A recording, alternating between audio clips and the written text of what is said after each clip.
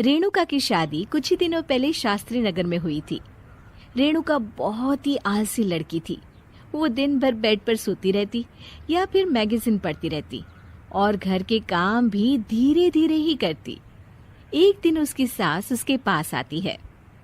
बहू, आज बेसन का चिला बना दे, बड़ा मन कर रहा है। हाँ मम्मी जी, बनाती हूँ थोड़ी देर में। थोड़ी देर में? अरे थोड़ी देर में तो रात के खाने का वक्त हो जाएगा बहू। अच्छा मम्मी जी, तो फिर आप रात का खाना ही खा लीजिएगा ना। हे भगवान, कैसी आलसी बहू मिली है मुझे, हर काम को बस टालती ही रहती है। रेणुका दिन भर बस आलसपना ही करती रहती। एक बार रात के खाने पर सब बैठे हैं तो रेणुका का पति कहता है, अरे ये क्या, आज फिर से करेला? रेणुका, हफ्ते में तीसरी बार ऐसा हुआ है कि करेला बन रहा है। कुछ भी बना लिया करो। अरे इतनी सारी सब्जी मिलती है मार्केट में। हाँ, पर अब कौन मार्केट जाए और सब्जी लेकर आए, इसलिए जो था घर पर वही बना दिया।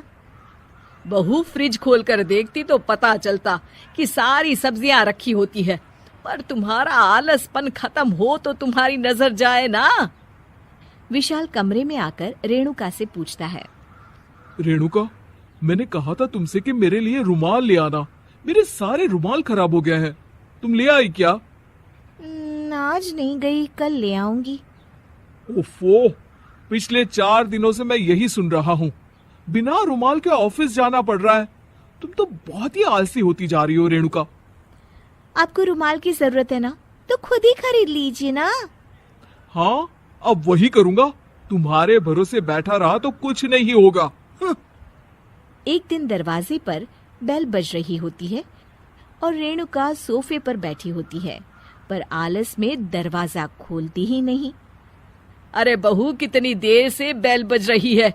क्या कानों में रुई डालकर बैठी हो जो सुनाई नहीं दे रही बेल? मम्मी जी, अब आप आ ही गई है तो आप ही खोल दीजिए ना दरवाजा। क्यों मुझे ताना मारकर और देर कर रही हैं? अरे वाह, उल्टा चोर कोतवाल को डांटे। सास दरवाजा खोलती है तो उसकी पड़ोसन दरवाजे पर खड़ी होती है। दरवाजा खोलने में इतनी देर क्यों हो गई? सब सो गए थे क्या? और ये भी कोई वक्त है क्या सोने का? हाँ? अरे नहीं नहीं, ऐसी कोई बात नहीं है। आइए आइए, आप लोग अंदर आइए। ओफो, इन सबको भी अभी आना था। अब मम्मी जी लगा देंगी मेरी ड्यूटी किचन में। बहू पकोड़े तल दे, बहू चाय बना दे।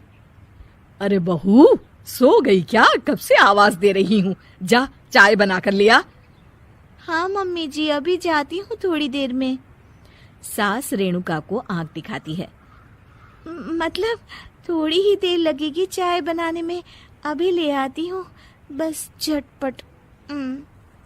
रेणुका रसोई में जाती है और इसी आलसीपन में वो चीनी की जगह नमक डाल देती है।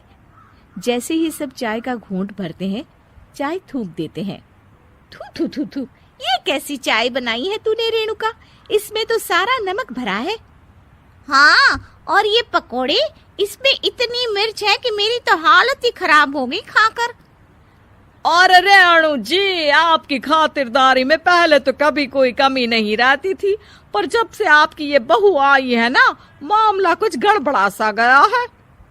हाँ हाँ, जहाँ आप इतनी एक्टिव है, वहीं आपकी बहू एकदम आलसी, एकदम राम मिलाई जोड़ी लगती है।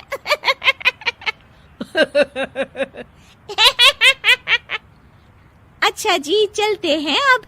नमक वाली चाय पिलाने के लिए बहुत बहुत शुक्रिया। सब वहां से चले जाते हैं। अरे तूने तो मेरी नाक ही कटा दी बहू। वे लोग क्या सोच रहे होंगे मेरे बारे में? मम्मी जी, मैंने तो शक्कर ही डाली थी, पता नहीं नमक कैसे बन गई शक्कर। शक्कर नमक नहीं बना बहू रानी, तुम्हारा ये जो आलसपना है ना, ये उसी का नतीजा है। सॉरी मम्मी जी, अब मैं ये आलसपन छोड़कर सारे काम अच्छे से मन लगाकर करूंगी।